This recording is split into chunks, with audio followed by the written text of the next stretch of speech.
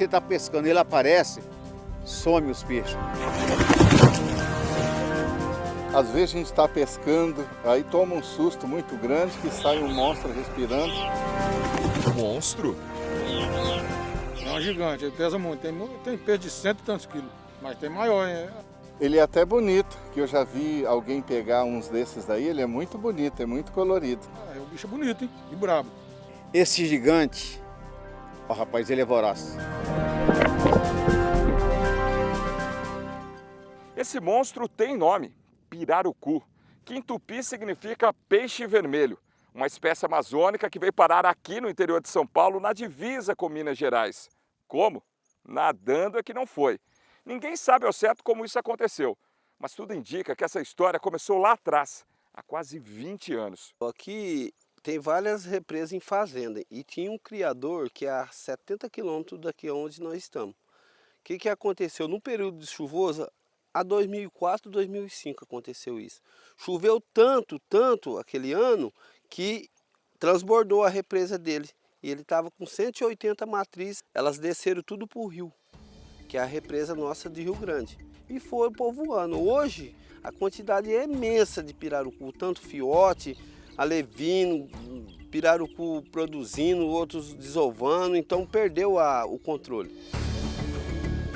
Essa história é a que mais se ouve por aqui e pode ser a principal pista para explicar essa invasão silenciosa. E pelo que se ouve, dá para dimensionar o tamanho do problema. É relato de um que ele está arrebentando linha de pescador de porquinha, em ceva de piau, pescador profissional que rasgou a rede. Em todos os lugares que você vai, tem uma história do pirarucu para contar. O pirarucu está batendo bastante aqui. A gente vê ele todo dia aqui. O que acontece? Esses peixes menores, ele vai... É a cadeia alimentar, né? Ele vai alimentando, ele vai comendo. O rio, conhecido pela fartura, começou a dar sinais de que algo não ia bem. Antigamente entrava ali no barco, ia pescar curvina, pegava muito. Você pegava 60, 70 curvinas. Hoje já não acontece mais isso. O porquinho sumiu bem, a tilápia sumiu bem. Eles comem bem peixinho. Os grandão comem bem. Debaixo d'água, muito mais difícil você perceber o problema. Você só percebe o problema e o impacto, de fato, né, o ribeirinho, por exemplo, quando a população já está em uma invasão do ponto de vista de aumento das densidades populacionais. O número de indivíduos por local é muito grande para você conseguir observar um pirarucu, né, ali. Então, o pirarucu é um predador, tecnicamente ele é basicamente um piscívoro, né, ele come muito peixe.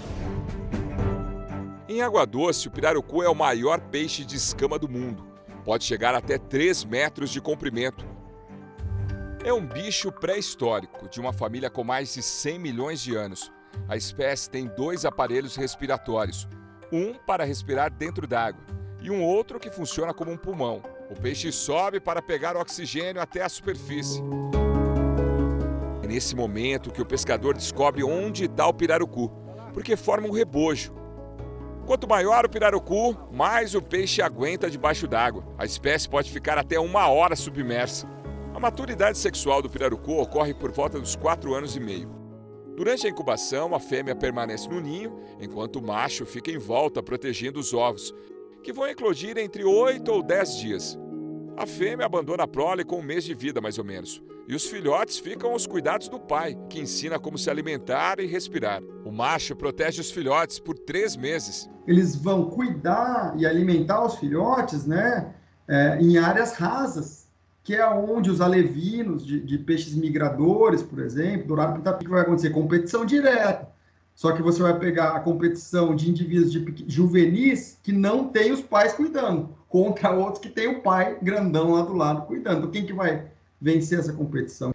Um predador de topo, como é o pirarucu, que é o caso, ele pode influenciar em coisas que a gente nem imagina, né? Então, você mudar toda a estrutura de organização da biota ali, né? De todos os organismos, não só os peixes, né? O pirarucu, ele não vem sozinho, ele tem parasitas, né? Tem doença, tem fungo, tem trematoda, tem larva de telha, tem um monte de outras coisas que várias espécies de parasitas, né? Que estão fora da pele, dentro do tecido, dentro do estômago, e que isso pode ser transmitido para outras espécies de peixe daqui a um tempo. Isso demora, né? No tempo ecológico. Isso pode causar, às vezes, uma mortalidade de peixes nativos, que a gente não sabe o motivo, e pode ter sido isso que é difícil a gente avaliar. Quem que está estudando todos os parasitas do pirarucu? Quem está estudando tudo que ele come? É difícil a gente estudar isso, né? O mapa do Rio Grande nos ajuda a entender melhor a situação do pirarucu no interior de São Paulo. Este é o trecho em que se acredita que está a maior parte dos pirarucus. Teoricamente, eles estariam restritos a essa parte do rio, cercada por barragens. Acima, por exemplo, está a represa de Marimbondo, que seria uma barreira para os peixes. Porém, não é tão simples quanto parece. E existe a preocupação de que o pirarucu se espalhe ainda mais. Hoje ele está na bacia do Baixo Paraná, que nós compreendemos que o marco é a hidrelétrica de Marimbondo, né? Então, o que é a nossa grande preocupação? Com a introdução, ele vai ser introduzido na bacia do Alto Paraná. Então, se esse peixe, como aconteceu nas outras regiões aqui do Rio Grande, se ele se adaptar ao reservatório da hidrelétrica de Marimbondo e toda essa região, vai ser um desastre ambiental. Porque não tem um estudo de um predador para ele a não ser o ser humano. O que é a nossa grande preocupação? Nós já temos a introdução do tucunaré, que vem causando uma grande degradação nas espécies nativas. E agora mais essa do pirarucu, porque segundo as pesquisas e todos os estudos que nós levantamos, ele está na topo da cadeia alimentar das espécies da ictiofauna. E ele se alimenta com 10 quilos de peixe por dia. Ele está se adaptando. Então, é uma quantidade muito grande de alevinos. E com isso, o que vai acontecer? A devastação das espécies menores. Existe um perigo, um risco de se espalhar para outras barragens esse pirarucu? Sempre existe uma chance para peixe, a gente sabe. Às vezes, uma pessoa que gosta de pescar o pirarucu, ela vê ali longe da casa dela, ela fala, não, eu quero trazer para perto da minha casa.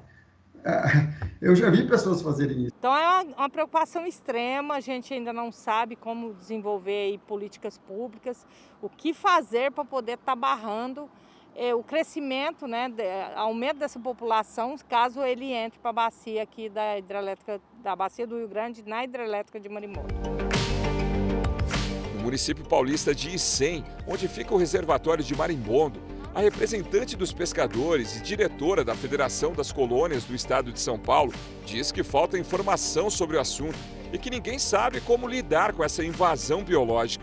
A gente não tem nenhum estudo, não tem nada que possa nos ajudar. O que a gente sabe é experiências de um ou outro, qual é o impacto realmente que o pirarucu causa aqui pra gente. Como não pertence à bacia hidrográfica do Rio Paraná, todo pirarucu fisgado no interior de São Paulo, o pescador pode levar para casa. Circulamos pela região para ver como está a procura pelo pirarucu no mercado de pesca. Em Cardoso encontramos um peixeiro. A caixa vai pesada para o caminhão. Mas é porquinho, corvina.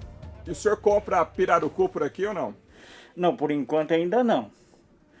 Mas pode ser que vai chegar uma época que vai ter muita procura, talvez possa ser que nós comece a comprar. A carne dele é ótima. Eu já levei, um pescador já deu uns 3 kg, 4 kg, eu fiz o filé lá e nós comemos, é muito bom. Na Vila de Pescadores de Porto Militão, muita gente já pegou o pirarucu. Está tendo comércio esse pirarucu aqui ou não? Não tem muito. Mas tem alguns lugares por aí que tem muito comércio. Mas para nós aqui, ele é um pouco difícil para comercializar. E vocês perceberam que a partir do momento que ele chegou, os outros peixes diminuíram? Como foi? Eu acredito que sim. Diminuiu muito. Por causa do pirarucu? Por causa do pirarucu. Inclusive a traíra é um peixe mais do raso, de corgo, né? E a gente está pegando traíra no meio do rio. Não pega mais. Eu falo que tá espantando, né? Do raso vai pro fundo. Tá pegando bem lá no meião. Traíra, tilápia. Quem se arrisca na pesca do pirarucu tem tido retorno. E a pesca dos filhotes se tornou uma renda. Uma renda. As pescas dos filhotes tem dia que eu tiro um salário mínimo por dia, quando eu acho. Tem semana que eu não tiro nada. Quantos filhotes chega a pescar num dia? Num dia, 100, 150 num dia. Se tiver muito bom mesmo, for um que ninguém achou, você achou primeiro, até 200 você pega. O pescador sabe que enquanto há peixe, há vida no rio. Resta saber como vai ser daqui para frente. A esperança é que tenha um olhar, né? Voltado para a gente ver que está acontecendo uma degradação lenta, das espécies nativas e que você pode afetar toda uma cadeia, não só da ectofauna que vive no rio, mas também dos seres humanos, das pessoas, principalmente os pescadores ribeirinhos, que sobrevivem, a subsistência deles é o Rio Grande.